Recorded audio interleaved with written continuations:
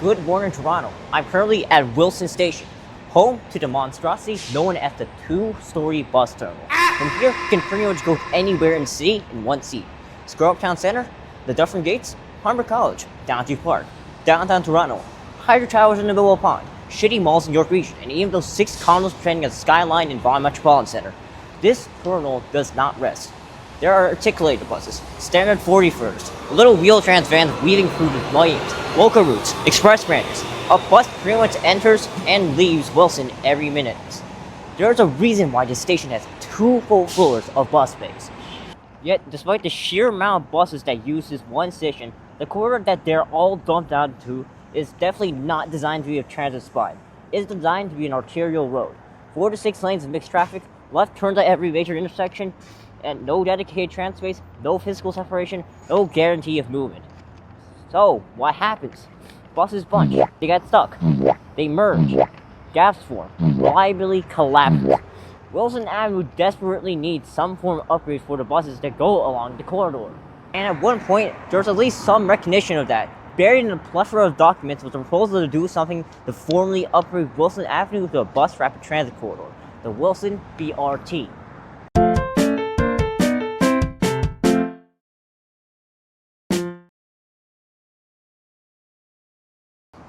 The Wilson BRT was a proposal to upgrade Wilson to a bus rapid transit corridor, running west from Wilson towards, at the very least, Keele Street. Rather than simply adding more buses, the constant focus on giving transit dedicated space through measures like reserved lanes and intersection priority.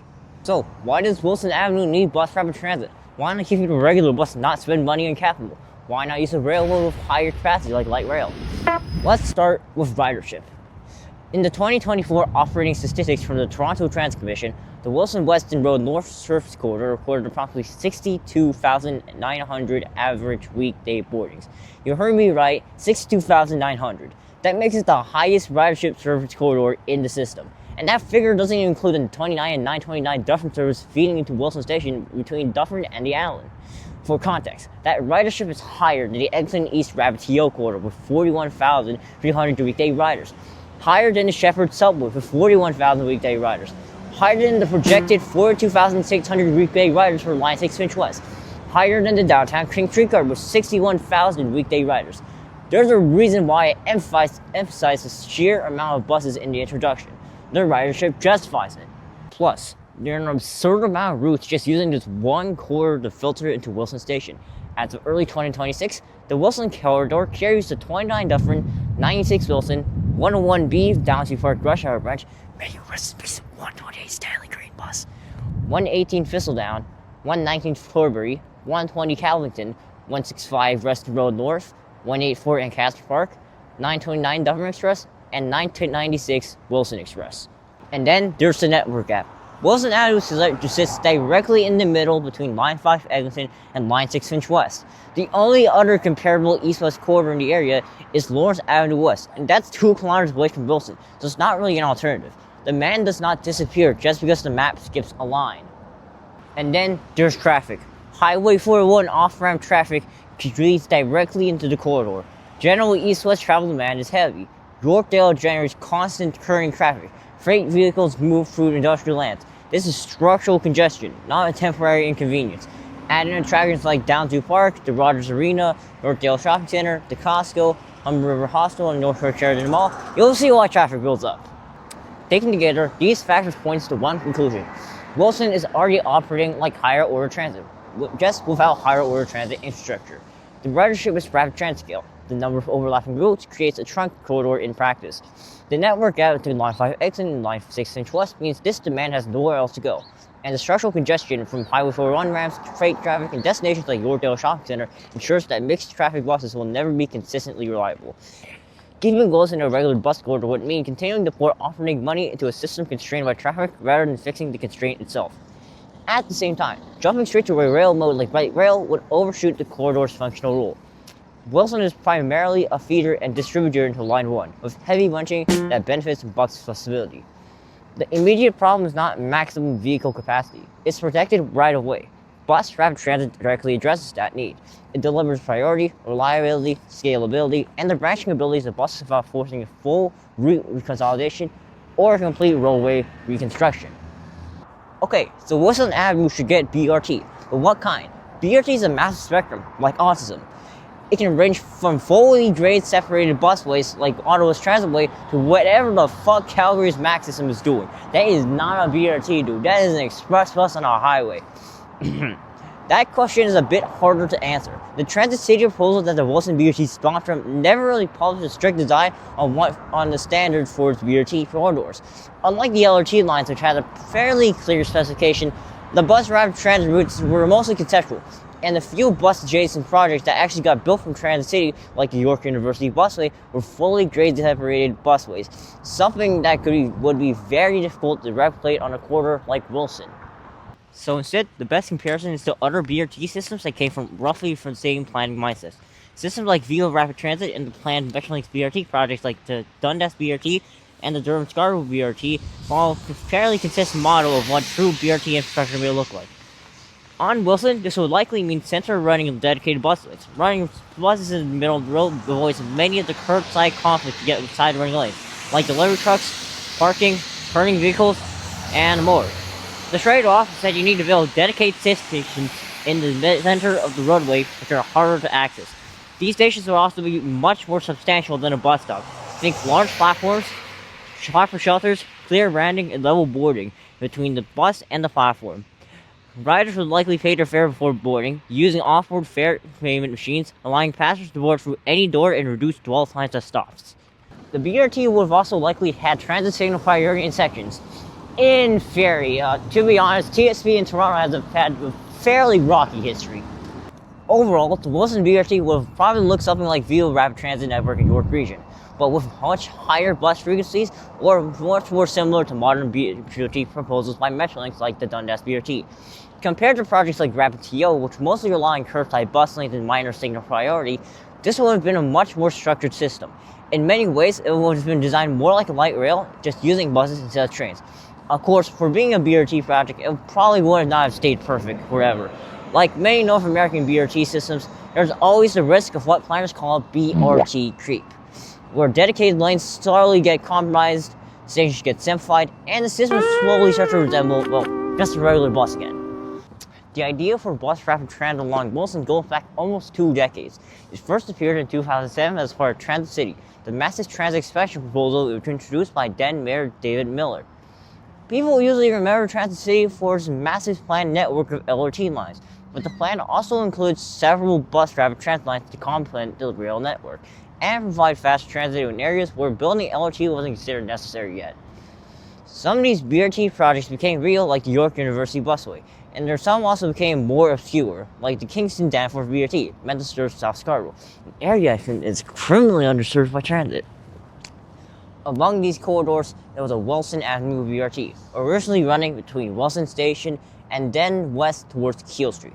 The project later appeared again in a more official study in 2009 called the Transit City Bus Plan, made by the TTC.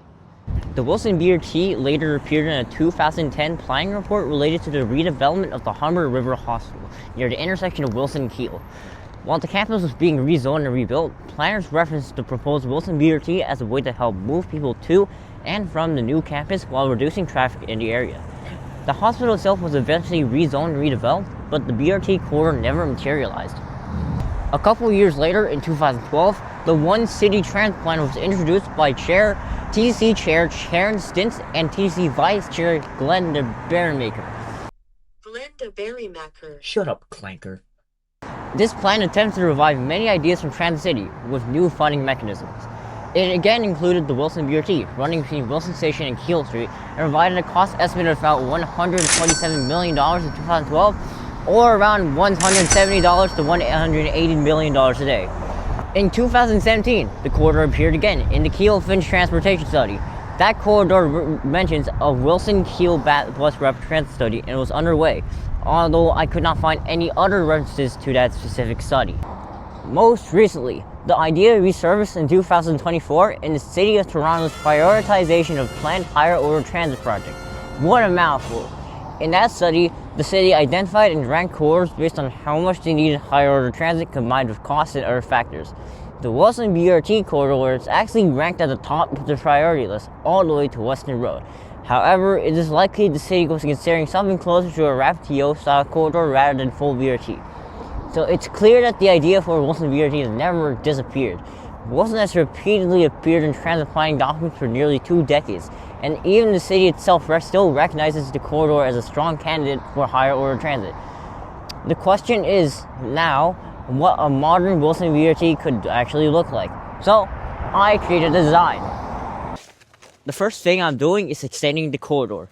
The Wilson BRT will now go from Western Road in the west to York Mill Station in the east via Wilson Station. Second, I'm dividing the corridor into 2 parts. The western section between Wilson and Western Road will be built as a full bus rapid transit corridor.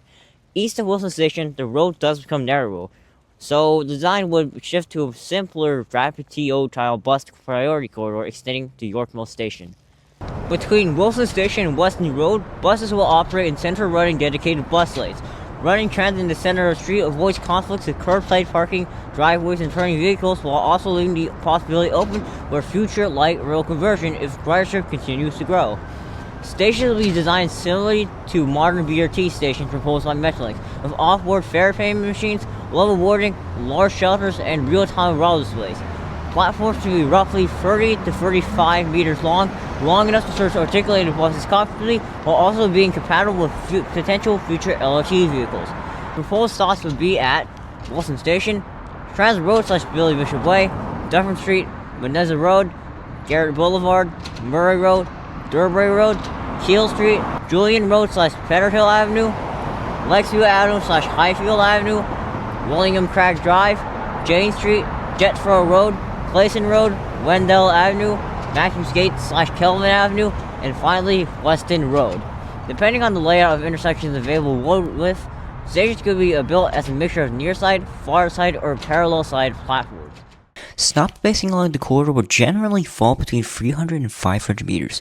The Wilson BRT is not meant to function as an express rapid transit line like a subway.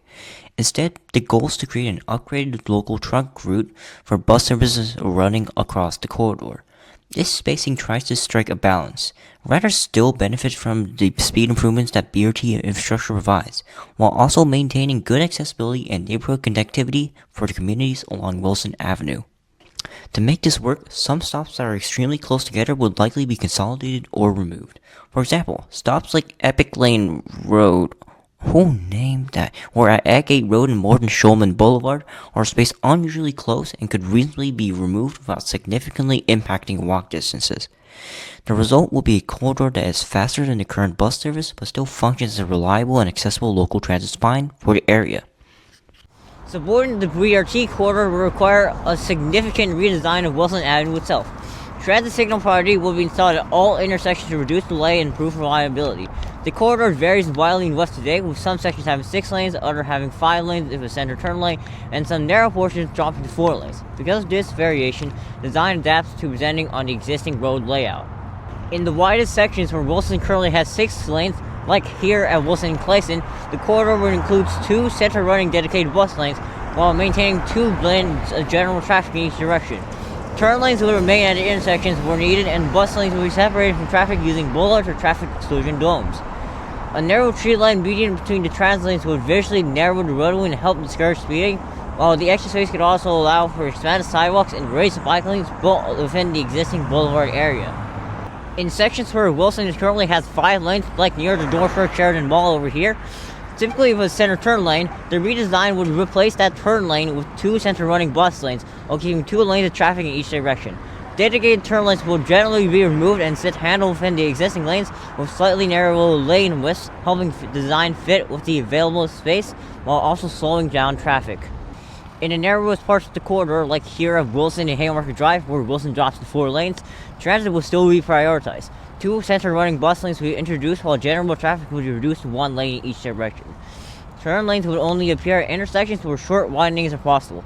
Because space is more constrained in this segment, the center median would have to be removed, but the bus lanes would still remain physically separated from traffic, and cycling and pedestrian infrastructure will be improved wherever feasible.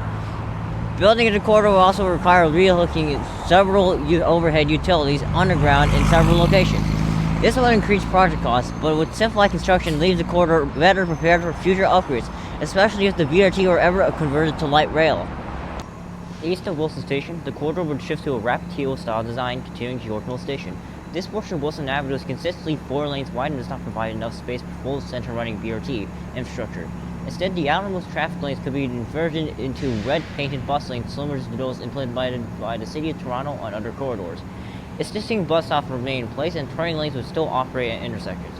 Unfortunately, protected bike lanes would not fit within the available width in this section, although cyclists could still technically share the bike lanes, which effectively functioned as combined bus and bike lanes.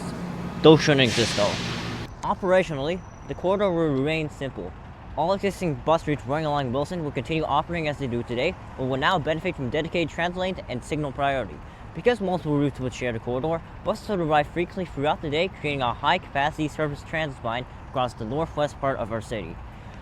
Most of the road widening required for the project could likely take place within existing public right-of-way, meaning public-private property expropriation would be limited. The project could also be done in phases, starting in the full BRT part between Weston Road and Wilson Station, and later extending bus priority east towards York Mills. If implemented, the Wilson BRT would significantly improve transit reliability and travel times along one of the most busiest bus corridors in northwest Toronto. Dedicated lanes and transit signal priority will allow buses to bypass congestion, making service more consistent throughout the day. Improved stations with off-board fare payment and level boarding will also reduce dwell times, helping buses to move more quickly between stops. Beyond transit improvements, the corridor redesign will also create wider sidewalks, safer cycling infrastructure, and calmer traffic speeds. Altogether, these changes transform Wilson Avenue from a car-oriented arterial to more balanced streets that better serves transit riders, pedestrians, and cyclists and drivers. Wilson Avenue has quietly been one of the most important transit corridors in northwest Toronto, yet the street itself still prioritizes moving cars above everything else. The Wilson BRT proposal flipped the idea around. Instead of forcing tens of thousands of daily riders in traffic, transit would finally have the space and infrastructure it needs to move people quickly and reliably across the corridor. More than anything, this project is about using the space we already have more effectively.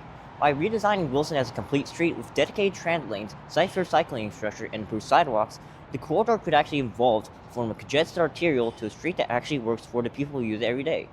And if Toronto is serious about improving transit without waiting decades for the next mega project, corridors like Wilson are exactly where that change needs to begin. Thank you for watching.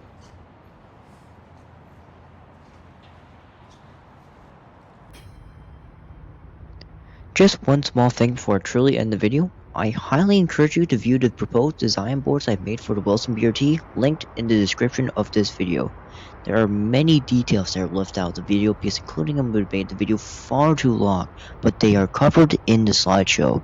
It includes street design cross-sections of proper widths, preliminary corridor designs, explanations for stop placements, infrastructure requirements such as new signalized intersections or road widenings, travel time improvements, cost estimates, ridership potential, project benefits, network integration, and more. So please go view those design boards. Thank you.